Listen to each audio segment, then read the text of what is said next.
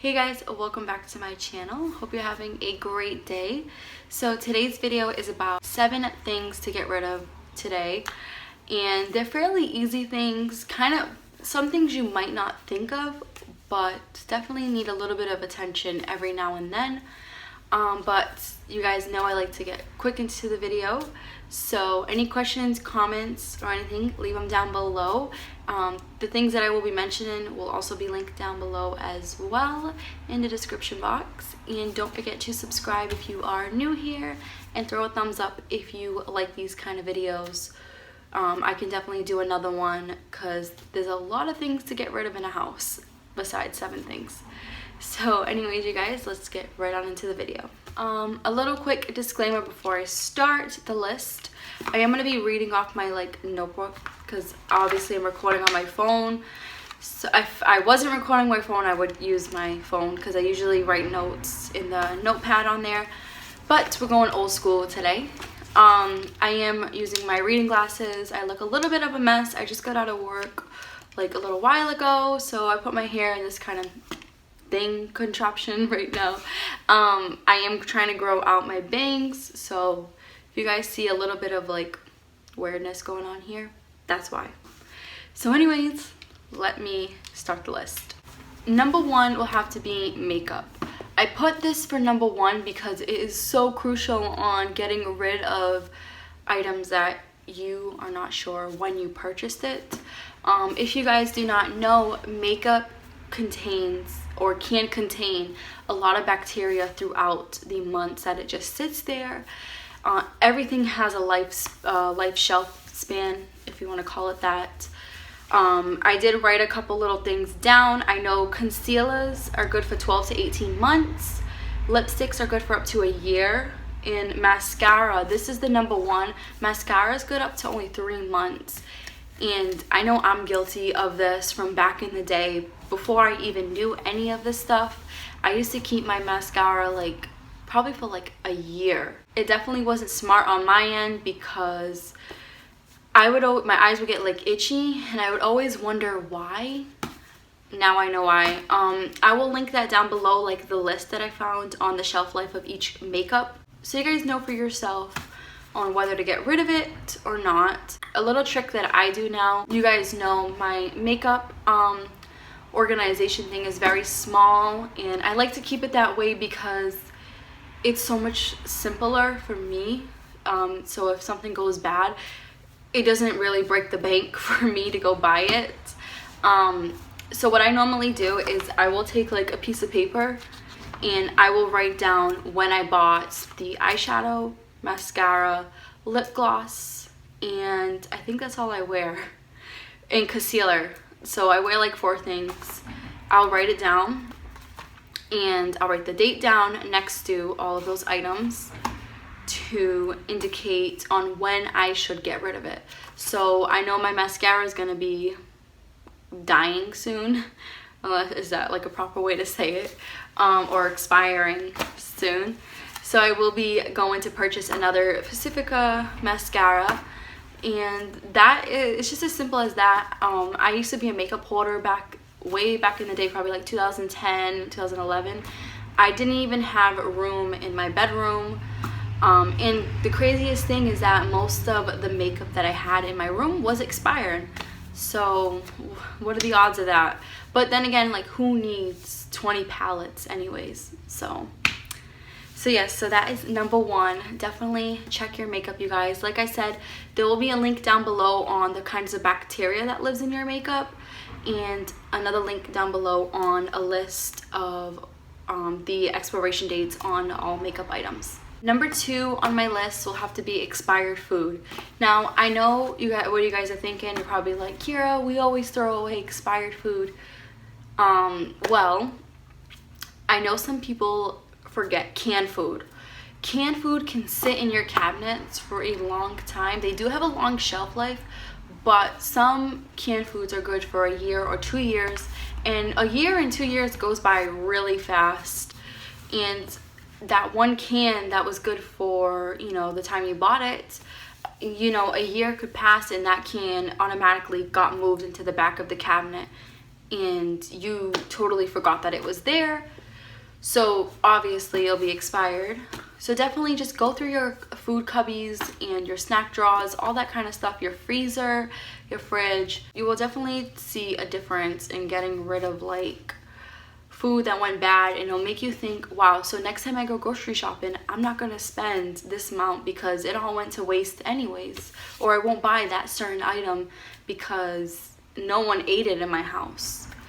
So definitely keep that in mind. I know when I first moved out, I thought that I needed my fridge packed and my cabinets packed when it's only me, and I don't even like eat that much.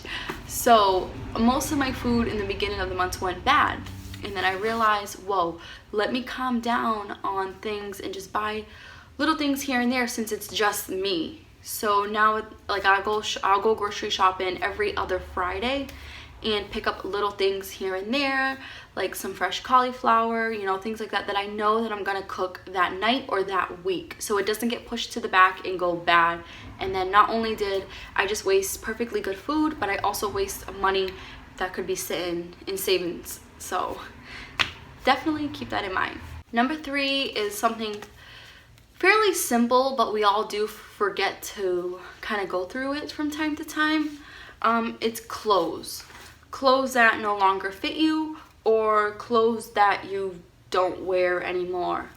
I know I've had my fair share of going through clothes and trying on different things and realizing, maybe I'll fit in it next year, or maybe I'll fit in it in a couple months, and then I would just like leave it in my drawers forever until I moved out, and I'm like, why do I still have this? I don't even like this anymore, because styles change. You know, there's things that are in, or things that you like that you might not like in a couple months from now. So definitely go through your clothes. I wouldn't toss them in the trash because you can always donate them or give them to a friend. Most of the clothes that I have, I always go through them every 4 to 6 months. So the clothes that I don't normally wear or won't wear anymore, or just are like big for me, I will give them to girls at work, because you know, some of their daughters are, you know, 20 years old, or, you know, around my age, and they'll wear them. Or like I'll give them to a friend at work, which she'll wear them because she goes out every now and then. So it definitely works out that way. And also donate. It's really nice to donate items if you know that no one's gonna want it in your family or friends circle. There's boxes around. I've seen donation boxes literally on every street where I live. Even where I work, which is like 20 minutes away from where I live, there's boxes over there. So always try to go through your clothes and have a bag aside to get rid of either bras that don't fit you anymore. Obviously not underwear. Underwear is definitely exceptional to throw out. I'm not a fan of like giving away underwear. I think that's a little kind of weird, but I throw that out. And socks I throw out as well, because with socks they tend to get worn out really fast. So just keep in mind on what to give away and what to throw away when it comes to clothes. Next thing alongside clothes for number 4 will be shoes. I've never been a big person on shoes, just because I've never been like that kind of girly girl. I always wanted to, back then before I was a minimalist, I always wanted to spend my money on makeup instead of like an outfit and stuff. The one thing that I always would like try to like collect was sandals. Sandals was my number one thing where I would go crazy for, because I know Old Navy does that like dollar sandal deal, and you would just go in there and get every freaking color they have on the wall, and you come home with 20 pairs of sandals and you only wear brown and black because all the other ones get dirty fast. So I ended up giving like half away all of my like collection of sandals. Thank God I found someone at work that was the same size as me, and she needed shoes for the summer, and I said, don't buy any, I'll give you them. And we're talking like 6 years ago. So definitely go through your shoes, dress up shoes, sneakers, all that stuff. Even if they still fit you, but you don't wear that, you haven't worn them in like a year or two, and they're still in really good condition, donate them. Because I know like donating shoes and clothes you know, that could go to someone that really, really needs it. It's better than sitting in your closet and pretty much just collecting dust when someone else in the world could use it and be happy with it. Number 5 will have to be kind of weird because we are in 2018, but I am so guilty of this, so that's why I put it on the list. CDs and DVDs. I was a big DVD collector. I've had, like, if you guys do not know, I'm like a horror fanatic. In my family, I'm known as like the horror queen. I've seen like every horror movie in the world, and I used to, back in like 2010 and 11, I used to collect DVDs. So the originals, where it was like Halloween, the straight originals to every like horror franchise. Comes to find out, when I had no more room under my bed, I think I collected about 200 DVDs, which, you know, to me, you live and you learn. I don't regret anything that I've collected because you learned from it. It's, you know, it's definitely an experience. But the thing with CDs and DVDs is that we are so lucky and fortunate that we live in this era now where the movies that I collected were on Netflix or were already like online for free. So, you know, definitely what I did with all the DVDs that I've had, I donated them. I just straight brought them to a thrift store near my house and just gave them all away. And the same thing with CDs. I had obviously my car is not new. So my car is a 2006 and it has like that 6-disc CD changer in the car, which I never use anymore. But when I bought the car back in like 2013-ish, I would use it all the time because I had CDs from back in the day. You know, all these other artists that aren't really artists anymore. So I used to just jam out to old school, and then I was like, wait a minute. I have Spotify Premium, so all the CDs that I've had in a case in my car, I have all those albums stored onto my Spotify. You just download it. It's like $10 a month I pay. You download it, and that's it. They're all there offline. You can use them with airplane mode or whatever mode you're in, and it's at the touch of your hands, and it doesn't take up any space in your car. There's no skipping. I know that I used to deal with skipping all the time, and you'd have to take the CD out, try to like clean it as much as you can. There was so many hacks back then that we used. I'm very glad that era is done. If you guys are still collecting like CDs and DVDs, just think of like having space in your house. Like, you know, like when they had like the CD and DVD collection like thing. Now let's just think of like, wow, what if I just get rid of that and just put a nice plant there instead? Because like I said, they're all on Netflix or Hulu, and the music is all on Spotify or Pandora. So it definitely saves you space. That's the one thing that I love the most, is to try to save space in the house, because with clutter comes with frustration and stress. Definitely try to get rid of some CDs and DVDs and donate them. If they're too scratched up or really damaged, then just chuck it away. Number 6 is a little random, but I grew up with seeing this throughout like my whole entire life. Each house that I would go to, and I know my sisters are really guilty for this, so I know they watch my videos, so I'm ratting them out on this. Junk drawers. Junk drawers are probably one of the things in the house that would give me like anxiety. My mom has a junk drawer. My 2 sisters have a junk drawer.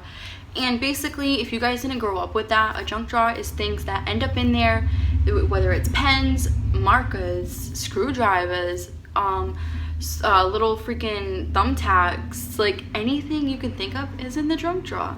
Sometimes there'll be candy bars in there. Like, I have no idea why people have a junk drawer. There's been times where I always want to just go to my mom's and clean it out. Like, she has such random stuff in there. She would collect like red ties and the whole 9 yards. So my intake on junk drawers, just take the whole drawer and throw it out. Just throw everything out in it, because it's in there for a reason. It's your junk, right? It's, you know, it's a drawer that, you know, you don't want to throw it out, so you're like, let me just keep it.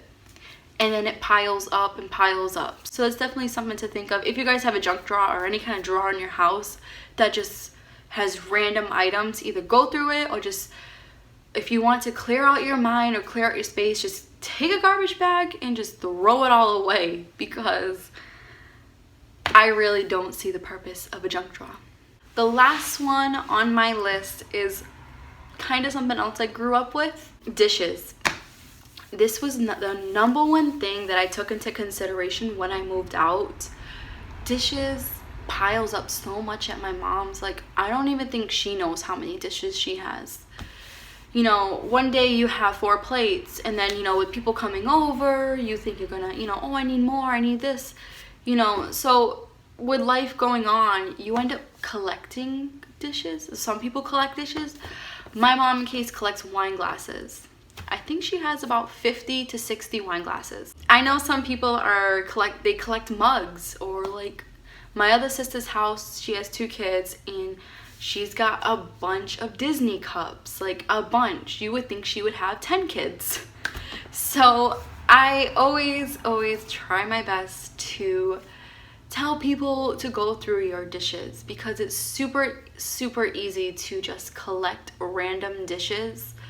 And you open your cabinet and you don't even want to open your cabinet, because you got Tupperware flying out and all this crap flying out. So some people will be like, oh, I don't want to do dishes, I don't want to do any of that, let's just get paper plates.